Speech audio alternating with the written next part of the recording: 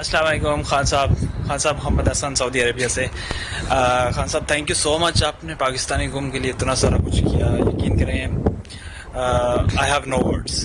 تو سوال lighter note پہ ہے, اور سوال یہ ہے کہ جو امپورٹنٹ سرکار ابھی 2000 روپے دے گی تو ان کو خرچ کیسے کرنا ہے.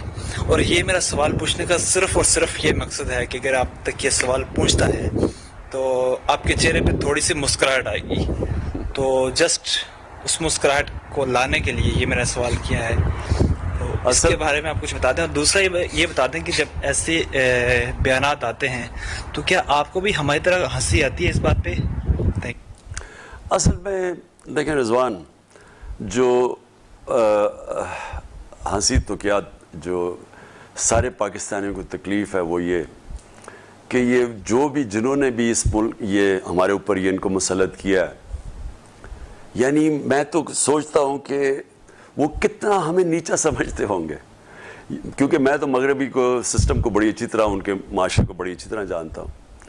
آپ یقین کریں کہ جس ملک میں 60% کیبنٹ ضمانت پہ ہو, پرائم منسٹر اور چیف منسٹر کو سزا ہونے والی ہو, یہ جو 16 ارب روپے کے مقصود چپراسی کیس کے اندر, ان کو ملک کی قیادت کر دیں اپنے ملک کے اندر, اگر کوئی ضمانت پہ ہو وہ اس کو کوئی نوکری نہیں ملتی, کوئی رکھتا ہی نہیں ہے اس آدمی کو جو ضمانت پہ ہو.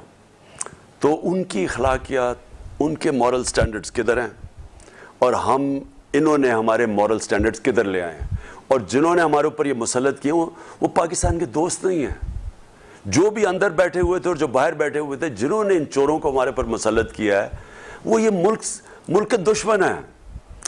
اس کے پیچھے باہر جو امریکن لابی جو ہے وہ بڑی قریب کام کرتی ہے ہندوستان کی لابی اور اسرائیل کی لابی سے. آپ کو سب کو پتہ ہونا چاہیے, جب میں گیا تو سب سے زیادہ خوشی تو ہندوستان میں بنی, اور اسرائیل کے اخباروں میں دیکھیں وہ کتنے خوش ہوئے کہ جی وہ عمران خان کو اور یہ چیری بلاسم کو اوپر لے آئیں. اس کی وجہ کیا ہے؟ کیونکہ وہ پاکستان کو کمزور دیکھنا چاہتے ہیں.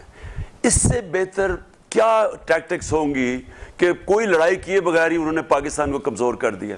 آج جس تیزی سے ہماری معیشت تیزی سے نیچے جا رہی ہے, آج جس طرح ہر اکنامک انڈیکیٹر نیچے جا رہا ہے, مہنگائی, ہمیں انہوں نے سارا وقت کہا کہ جی مہنگائی کی وجہ سے یہ مہنگائی مارچ اور جی ملک کے مہنگائی کی تباہ کر دیا ہے.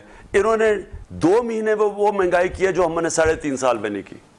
انہوں نے جس طرح بے دردی سے قیمتیں بڑھائی ہیں اور جس طرح معیشت نیچے جا رہی ہے, کہنے کا میرا مقصد یہ ہے کہ یہ مہنگائی کا نام لے کے ہمارے پیچھے پڑے ہوئے تھے, لیکن مہنگائی ان کا ایشو نہیں تھا, کیونکہ ان کے تو پیسے باہر پڑے ہوئے ہیں, ان کی دولتیں, ان کے لیڈر سارے پیسے اربوں ڈالر, بلکہ اس ملک سے بہت زیادہ پیسہ باہر پڑا ہے. تو ان کا ایشو صرف یہ تھا اپنے کرپشن کیسز سے بچنے کا, اور اپنی یہ الیکشن کمیشن کو کنٹرول کر کے, دھاندلی کر کے, الیکشن دے کے پھر مسلط کرنا.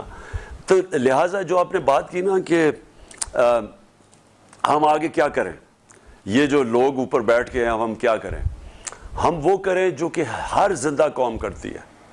وہ اپنے حقوق کے لیے, اپنی مفادات کے لیے کھڑا ہوتی ہے. وہ قوم, زندہ قوم نکلتی ہے باہر. وہ جس طرح لوگ نکلے تھے اس دن, جس دن میں آفس سے نکلا, اس سے اگلے دن جس طرح پبلک نکلی, یہ زندہ قوم کی نشانی ہے. برطانیہ کے اندر لوگ, مجھے کبھی نہیں بھولتا, عراق وار جس سے برطانیہ کو فائدہ ہونا تھا کیونکہ وہ تیل کے اوپر جنگ تھی, جب اس کے خلاف 20 لاکھ لوگ برطانیہ میں سڑکوں پہ نکلے. زندہ قوم ہے. تو انشاءاللہ جو میں آگے دیکھ رہا ہوں کہ یہ جو ہوا ہے, یہ ساری سازش, اس سے ہماری قوم زندہ ہو گئی. میں وہ پاکستان میں چینج دیکھ رہا ہوں جو میں نے کبھی پہلے اپنی زندگی میں نہیں دیکھا. سبسکرائب کریں اور بیل دبائیں تاکہ کوئی خبر رہ نہ جائے.